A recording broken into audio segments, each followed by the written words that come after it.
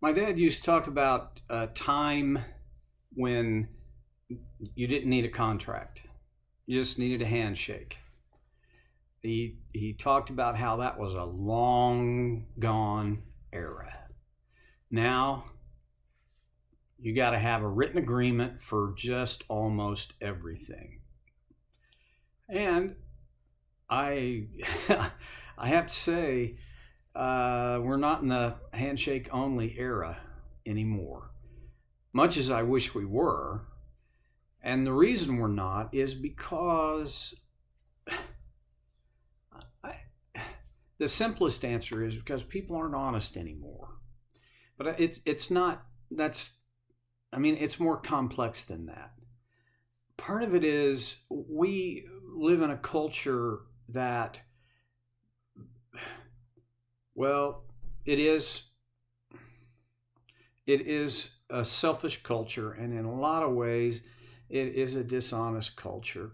But here's the thing: if a little bit of dishonesty is going to get me what I want, then I can justify that little bit of dishonesty because it's not really that bad of a deal. And by the way, don't forget, what I want is, listen, if I want it, it's got to be right. Okay, that's kind of an overstatement and an over dramatization, but there's a sizable kernel of truth in that whole line.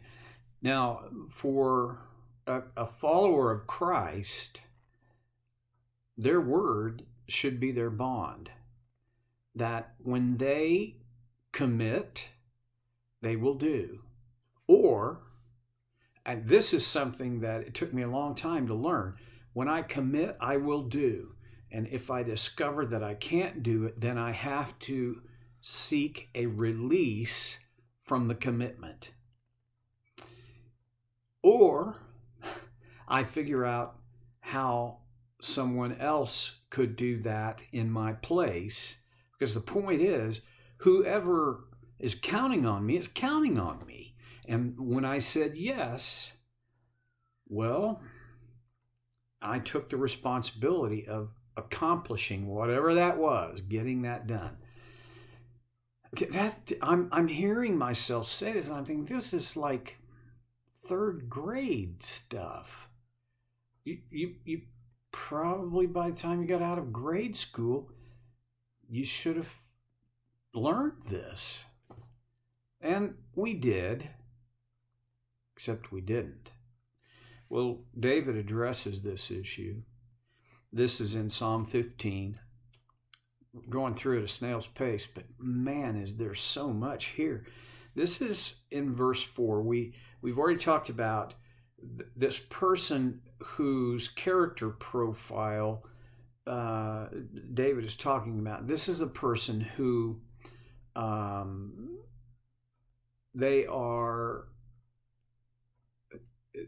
the people who have this intimacy with God. They have this personal, intimate closeness in their relationship with God. And so we've, clicked off a whole lot of character traits. And here in verse 4, he says, who despises a vile person, but honors those who fear the Lord. And we spent a long time talking about role models. And then he goes on, who keeps an oath even when it hurts, does not change their mind. The King James Version is a little more poetic. Who sweareth to their own harm and repenteth not. Meaning, if I say I'm going to do it, I will do it. Well, you keep an oath even when it hurts. And that's where that even when it hurts, that's where the rub comes. See, we, people of my age, have grown up, and younger, have grown up under a worldview that says, if it hurts, it can't be right. Figure out a way to get out from under that. And as a result, people's word is no longer their bond. The handshake is not sufficient. There has to be a contract with details and penalties, as well as rewarding consequences for when the deal is done. We keep our oath even when it hurts. We sweareth to our own hurt and repenteth not. Okay, what is an oath? And well, an oath is a swear.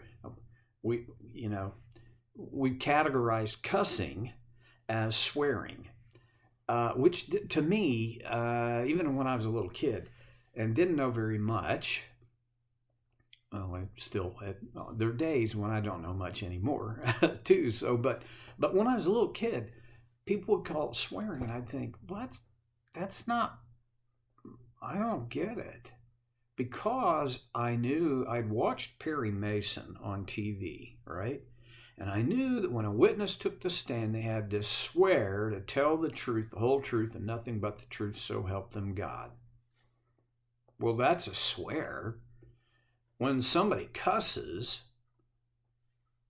a swear? See, well, and really, I still feel that way. To swear, to make an oath, means something bigger than what our culture, our world generally associates with it. Yes, it's a promise. But see, a lot of people, I keep coming back to this, but a lot of people will make a promise and have no intention of coming across with it when the time comes to make good on their promise. A lot of promises are made just to placate another individual, to try to keep the peace. Empty promises abound. Now, this is true in the business world, but it's true in families as well. If you're a mom or a dad, a grandma or a grandpa, an aunt or an uncle, or even a sibling, which I think that covers everybody, there are times where we'll make a promise that we know we can't keep, but we make it anyway because in the moment it smooths out the waters of the relationship. I'm gonna say that that's not an intelligent thing to do. I think I can even make a case that it's not morally right. An oath is a promise. And in the Old Testament, to make an oath was a very strong commitment. There were oaths that were made as promises to God. I think of the Nazarite oath as one where I've never, in the Old Testament, there is never an example of a woman being sworn and an oath for them to be Nazarite. It was always men, but they would never cut their hair, and they would never eat or drink anything from grapes. No juice, no wine, no fruit, no seeds, no skin. I mean, it was very, very... Samson was one of those guys. Well, Samson was not the greatest example of a person whose life was bound by an oath to God, but he was a Nazarite. His parents made that oath, and he then lived within the boundaries of that oath, although he seemed to not have too strong of a regard for the other boundaries of morality. Be that as it may, an oath was binding, wasn't flexible. When a man made an oath, he could not renegotiate it. It stood. And this is what David is pointing to, who keeps his oath even when it hurts. In other words, if it's not convenient, if it gets expensive, and in fact, it could be very painful. I think in one way, when a soldier is inducted into the armed services, they take an oath.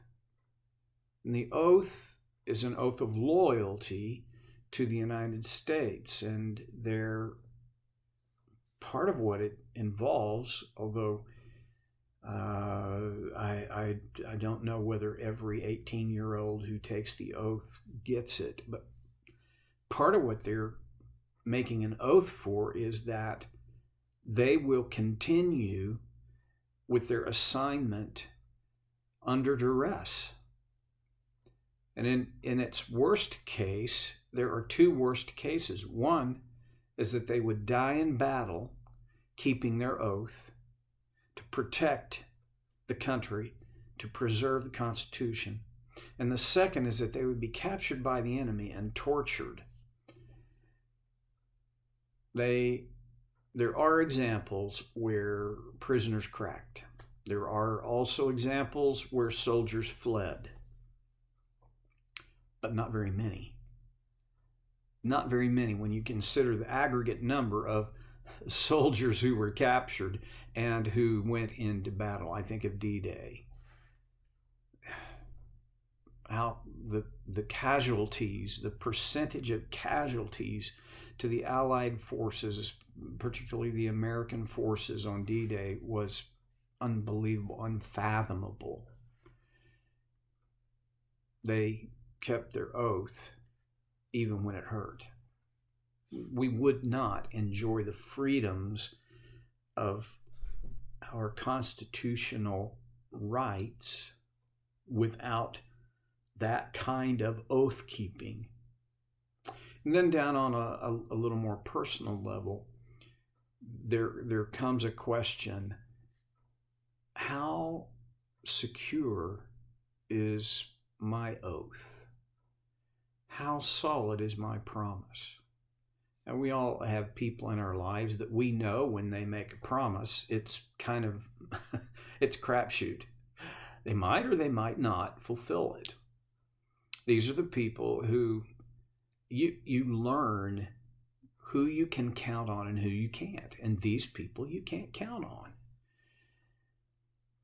I want to be the person who you know that when I make a promise to you, I will fulfill it. Which is partly why I don't, at this point in my life, I don't make a lot of promises. And before I promise, I have to ponder whether or not I am in a position to fulfill that promise, if I have a willingness to go to whatever extent it will take to fulfill that promise. I feel that this goes against the grain of our culture. David knew that it was against the grain of his culture to a large degree because it's against human nature. You see, human nature is always about opting first for what I want. Who keeps an oath even when it hurts and does not change their mind. I think, let's be realistic. There are times when you or I, when we would make an oath and circumstances change, that's different, okay? The situation changes to the extent that it's impossible for me to keep my oath. I don't want to change my mind, but I have to reframe the oath. But that's not the majority of the time. That is a very small percentage of the time. Most of the time, I've got to set my mind and not change it in terms of the oaths, the promises that I make. Let me ask you this. Would the world be different if people kept their word in this way? Yeah. How about, Would the church be different if people kept their promises and their oaths in this way? Very. What about your life? How different would your life be? Maybe you are already committed to this level of oath keeping. And if you are, I just want to say, God bless you and don't let up. Because this is the kind of person who has intimate fellowship with God. I'm going to come back to this again next time on Soul Care with Stevie Boy.